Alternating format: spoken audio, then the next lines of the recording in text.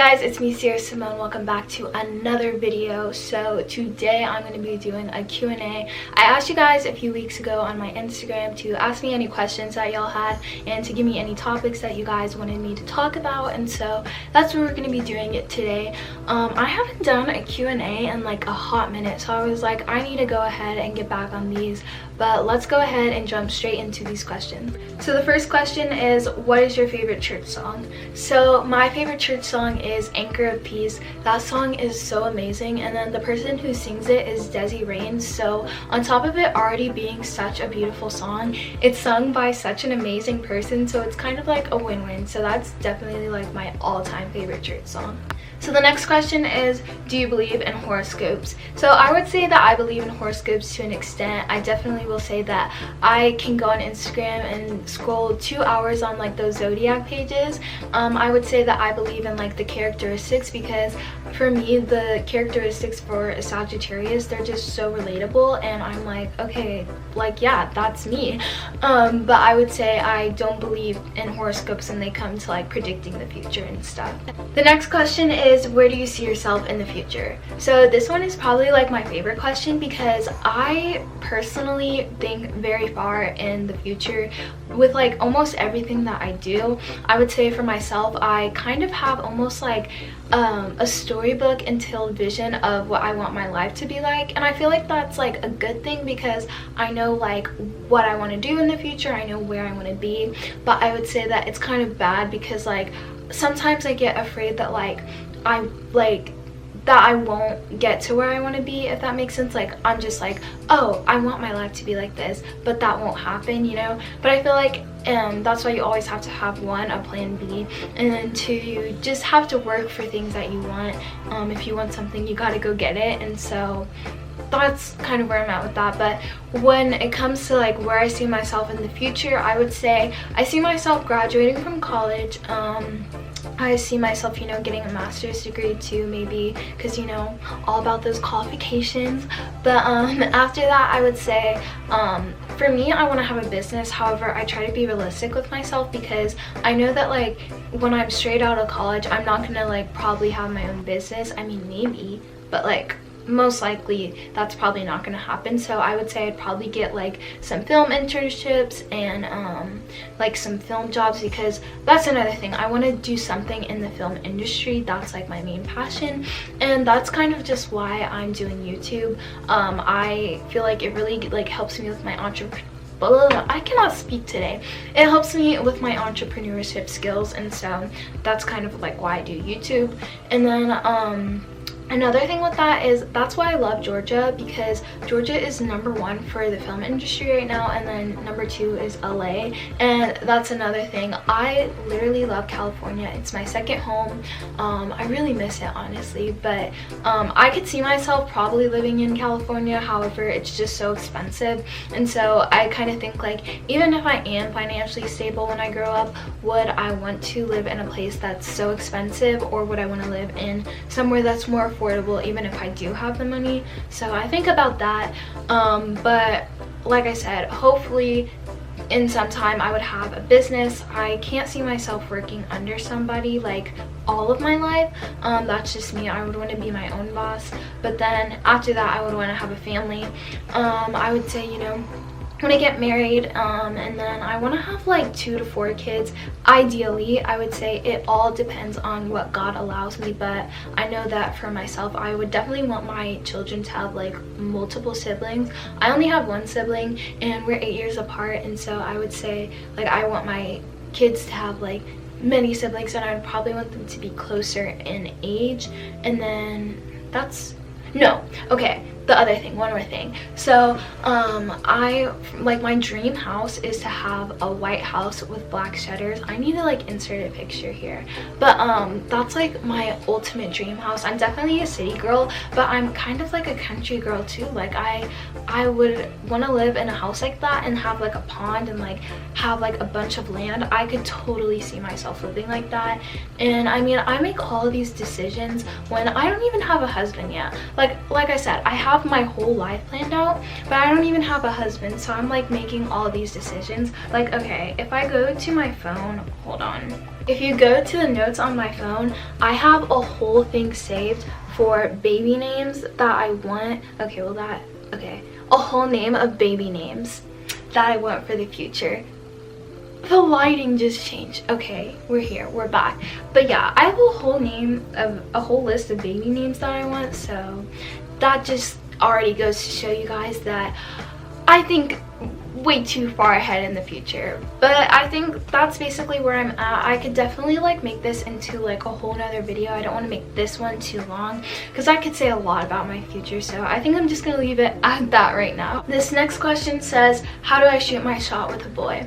Okay, so before I get into this question, because I did get a few questions about boys, I would say I am definitely not a relationship expert. I'm not allowed to date yet, and I've never been in a relationship, but I mean, my friends do say that I give good relationship advice, so you know, I'm gonna try my best here. But as for shooting your shot with a boy, that is one that I honestly do not know. I've never done that, and even if I did have a boy, which I don't, I would say for myself, I would want them to shoot their shot with me. Like, I would want them to pursue me. I feel like if a boy likes you like a lot, they're gonna show it, and I feel like I would want that boy to pursue me first. Like, what I'm trying to say is, like, I think that the boy should be the one to chase the girl and not vice versa. I mean, to each its own. That's just my thoughts. So I honestly don't know how to help you when it comes to shooting your shot, because if I did that, I'd probably like make a whole fool out of myself. So I'm sorry, but I don't know how to help you with that question. So this next one says, how do you talk to the boy you like? So I feel like this one is kind of similar to the last question, but it's also kind of different. So at least if you want to talk to a boy, I would say see what kind of interests y'all both have. You could be like, for example, if you wanted to start like a conversation, I'd be like, oh, you know, I run track. Do you like sports, or like what kind of sports do you play? And so you could just kind of like stem a conversation off from that, or even just start it off by talking about school too, because you know, you gotta start with small talk. Small talk sucks at times, but you have to start somewhere, so I feel like it's good if you start with some kind of conversation. This next question says, do you ever have moments where you feel far from God? If so, what do you do to fix that? So yes, I do. I feel like that's completely normal at times, and what I would say to fix that is pray, because praying is like it's the major like form of communication that we have with God. And I would definitely say for me, for a long time, praying was very, very hard for me. My dad, he got me a prayer book though. I forgot who it's by, but it was some prayer book. If I get the name of it, I can like put it on the screen. But that book definitely helped me. And one of the things that it taught me was that there's no right or wrong way to pray. You just need to be talking to God. And so I feel like if you do that, it's going to help a lot, and you're just going to feel a lot closer to God. This next one says, what filter do you use for your photos? So I use Mama Shock's spring/summer preset. I love her feed so much. She is a mommy Instagrammer, and I feel like a bunch of mommy Instagrammers, not gonna lie, because they honestly have really, really cute like feeds and stuff. I can like put her feed right here because it's like so gorgeous, and I feel like I just really like this one because it's kind of like a fall preset. I know it's called a spring/summer preset, but for me it kind of transitions more into fall because it's a little orangey, but it's not like, you know, oversaturated, if that makes sense. I can also put a thing on my feed as well to show you guys like what it looks like now that I changed it, because I used to use Caroline Manning's Alpine preset before that, but I switched to hers because when Mama Shocks hit 70,000 followers on Instagram, she gave away that preset for free. And I don't know if it's still in her link in her bio or whatever. I can check. If it's there, I'll put it in the description box down below. But if it's still there, I can definitely share that with you guys. Like I said, I'm not sure if she still has it up, but that's the preset that I use. The next question is, what kind of music do you like? So, okay. If you guys know me, you know that I am such an old soul, y'all. My friends call me like the mom of the group, and like they're like, Sierra's the old soul, and I'm like, yep, that's me. I love 90s R&B. That's like the main music that I listen to, and I also listen to like 60s and 70s music and 80s music too. 80s music had some bops, but I would definitely say mainly old music, honestly.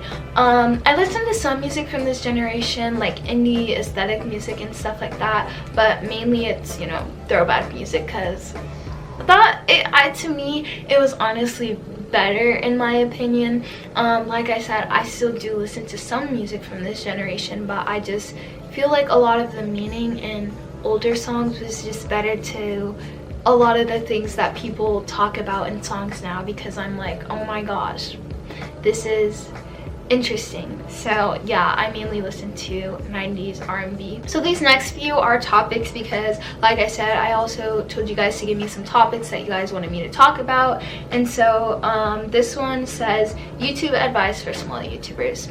So first of all, I would say don't burn yourself out. A lot of people say when you're starting out you should post every single day, but for me, I did not find that effective. I would say, like, for myself, I started out with only one video a week, and now I don't put myself to a strict schedule because, you know, every week is different for me.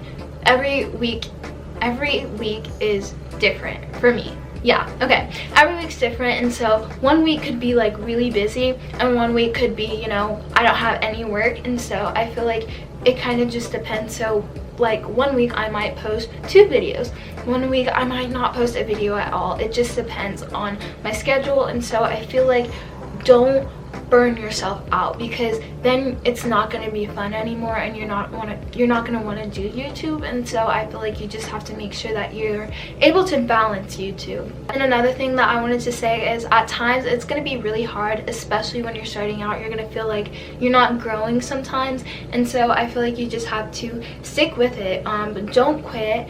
Like I said, there's going to be times, like I've had times that I'm like, okay, I don't want to do this anymore. But you just have to keep going, and you're gonna see that you're growing, and you're gonna see that you're gonna see the long way that you've came from when you first started. And so I feel like if you give up, you're just gonna be losing something that could have been so amazing. And so make sure to just stick with it and just keep making content. This last one says, could you talk about your religious journey? So this is a really good topic. I saved this one for last because I knew that it would take a long time. So first of all, let's just, you know, give an overall. I am a Christian. I grew up in a very religious household. Both of my parents are Christian and I'm a Christian. However, I will say that, like, I have a faith of my own. My parents have influenced my relationship with God, but my faith is still my own. And I went to like a series of churches when I grew up. Some I liked, some I didn't like, honestly. And I feel like your church definitely has a huge impact on your relationship with God and how you perceive whatever religion you are. And so when I was 8 years old, I went to this one church for vacation Bible school, and I decided to get saved, and I feel like that was one of the best decisions that I made. I feel like I was ready for it, and I was like, okay, I want to, you know, accept Jesus Christ into my heart. They took us back into this room, and I did it, and I felt great after that. And for a while, you know, I'd been going to church and stuff like that, and then in 6th grade we started doing family Bible study, and so I feel like that was a really good decision. My dad is literally so amazing, and he just knows a lot about the word, as well as my mom too. And so I feel like it's good that we all do this as a family, and it's really helped me, because I feel like the thing that you need to realize is that church is a lot, like it means a lot in Christianity, but it's not the only thing that you should be doing. Like, you should be doing things outside of church as well, like, you know, Bible study. You should be reading your Bible, you should be doing devotionals and stuff like that. And so I feel like I'm really glad that we implemented that. And then also 6th grade was the year that we went to the church that I'm at now, and it really changed my experience, because one of the things about my church is that we have small groups, and small groups help so much. You literally meet so many cool people, and you also just, it helps you to connect with God a lot more. And so I really miss my middle school small group. They were so amazing. The way that my church does it is you have pre-K small groups, you have kindergarten through 1st grade, middle school, high school, college, and then if you're an adult you can get into a small group, but it's not mandatory at that point. And so like I said, I had a small group and they really helped me. You know, we went on church camp retreats and stuff like that, and then we did a bunch of outings, and it was just a really good experience, and I feel like it changed me a lot. And so then fast forward to 8th grade, fast forward to 8th grade, I mean, I cannot speak, but so that was the year that my dad got baptized, and my dad is like one of my biggest like influences. And so I saw that he got baptized, and I knew what baptism was, but I never really thought about it. And so I was like, oh, he got baptized. I was like, that's really cool. I was like, that seems like something that I could do.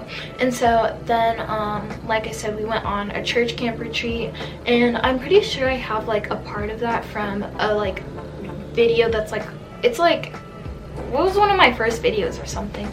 But we went to that church camp retreat, and I feel like that kind of was like, it also strengthened my wanting to get baptized. And then my friend Anna, if you're watching this, hey girl, but she got baptized as well back in November, I'm pretty sure. And I was like, you know what, I want to get baptized. And so I think that after that I had put in like the application to get baptized, and it is a long process because you have to get interviewed, you have to film your video because we have baptism videos at my church, and then you actually get baptized. So it was like a 2 or 3 month process or whatever, and it felt like so long. But in February I finally got baptized on February 17th, and it was like the best day of my life. Me and my friend Maggie got baptized on the same day. Also, Maggie, if you're watching this, hey. And so that was really cool, and I feel like that helped us to bond a lot more, because before that we didn't talk as much, but now we're like really good friends. And so that was also something that was really amazing. And so after that, I felt like by the point that I got baptized, I had a strengthened relationship with God, and the next point was to maintain that relationship with God. And so that's basically what I've just been trying to do over the past couple of months and stuff like that, because now it's October. I got baptized in February, so I've just been trying to honestly maintain that relationship with God. And the way that I do that is, you know, by doing family Bible studies, by doing devotional with my mom. We do that like separately in the mornings, and then like I said, going to church, talking with friends in my small group. So I feel like there's just a lot of different things that you can do to keep that relationship, or if you're planning on strengthening it, those are some ways that you can do it. So that's all that I have for this video. I hope that you guys enjoyed, and I'll see you guys in the next one. Thank you guys so much for watching, and like I said, I'll see you guys next time.